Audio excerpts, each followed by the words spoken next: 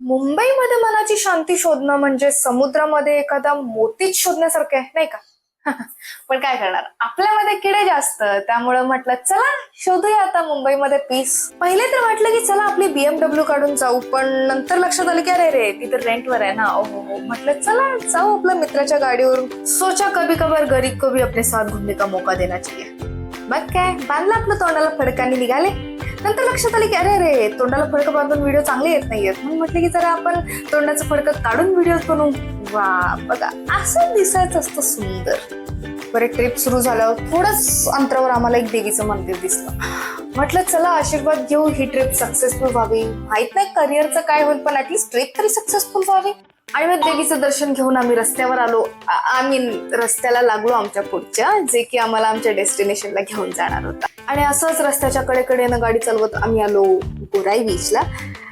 And look at that, हे आहे pagoda, जिथे आम्हाला जायचंय आणि त्यासाठी आम्हाला आमच्या या बोट मधून जायचंय.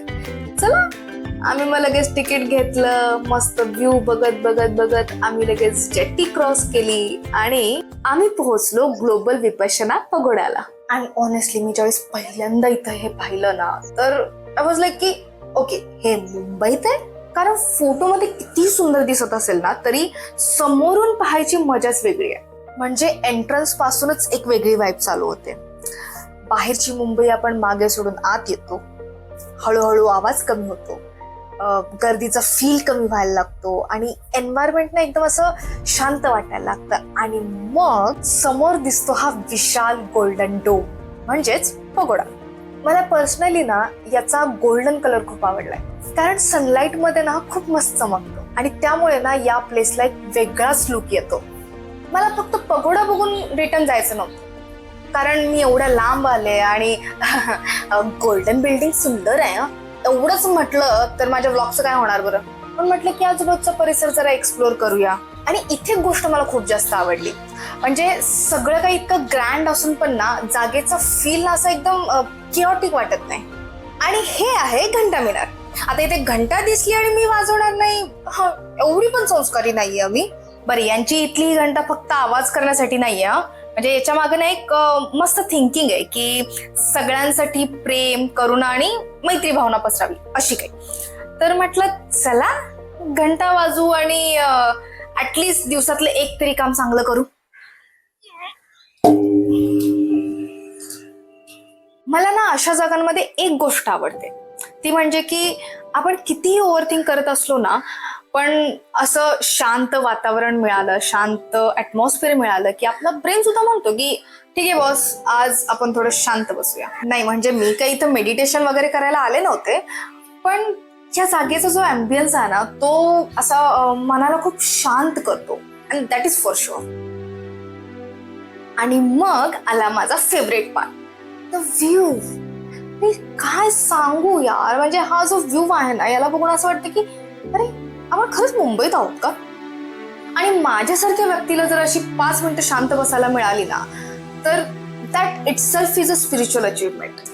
कारण माझ्या डोक्यात ना एका वेळी ऍटलीस्ट 50 तरी टॅब्स ओपन असतात.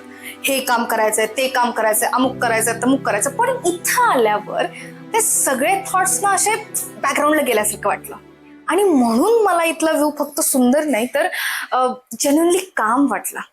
आणि फिरता फिरता आम्ही आलो इथल्या कॅन्टीन मध्ये. आणि इथं आल्यावर मला एकच सुचलं की भाई, स्पिरिच्युअल जर्नी असो वा लाईफ जर्नी, भूक ही लागतेच. मग काय जोश में होश खोकर देऊन टाकली ऑर्डर. आणि एकदा काय जेवण आले की मी काय थांबत नसते, चालू ताव मारायला.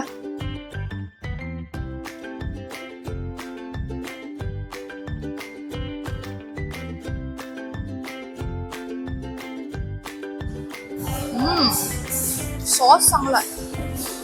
ओके, तर सगळं खाणं पिणं झालेलं आहे आणि सगळ्यात महत्वाचं जे मी सकाळपासून आतुरतेने वाट पाहते त्याची, जे की आहे टाडा.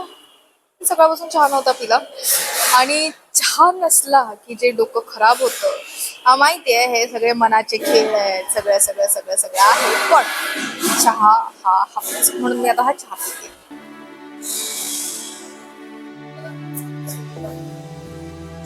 तर मी इथे येऊन माझं सगळं बघून झालेला आहे. हा जो ग्लोबल विपासना पगोडा सेंटर आहे आणि खूप छान आहे. म्हणजे असं असं लिटरली वाटतं की म्यानमार मध्ये आलेलो आहोत. असं सगळं त्यांचं स्ट्रक्चर किंवा म्हणजे जसं की तुम्ही आता पूर्ण व्हिडिओमध्ये बघितलं असेल, इथं इतकं मस्त वाटतं मला. पर्सनली मला खूप छान वाटलं इथं, मस्त येऊन शांत वाटले. ते एक 10 मिनिटाचं एक सेशन करवतात, आनपान म्हणून आहे, जे की विपासनाचं फर्स्ट स्टेप म्हणू शकतो आपण, तो आहे. तर त्याच्यानंतर ते इतकं रिलॅक्स वाटतंय. तर तुम्हाला पण जर हे करायचं असेल तर प्लीज डू विजिट. आणि चलो बाय बाय.